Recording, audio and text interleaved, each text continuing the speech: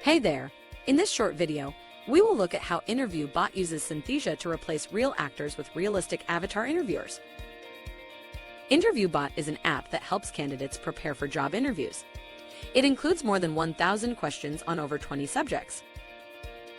Preparing such a large catalog of video questions while maintaining consistent quality is a challenge.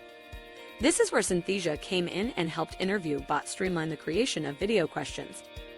Check out 2 examples of interview questions created with Synthesia.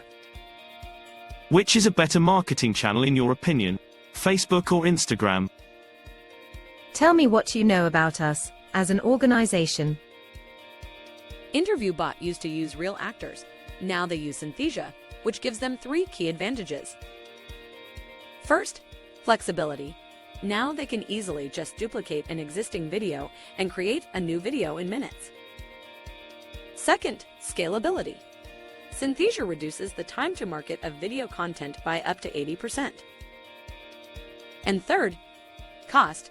They eliminate costly video production, and even the final video files are much cheaper with Synthesia. That's it. We hope InterviewBot's story has inspired you to create some videos. Try Synthesia for yourself. It's as easy as writing an email.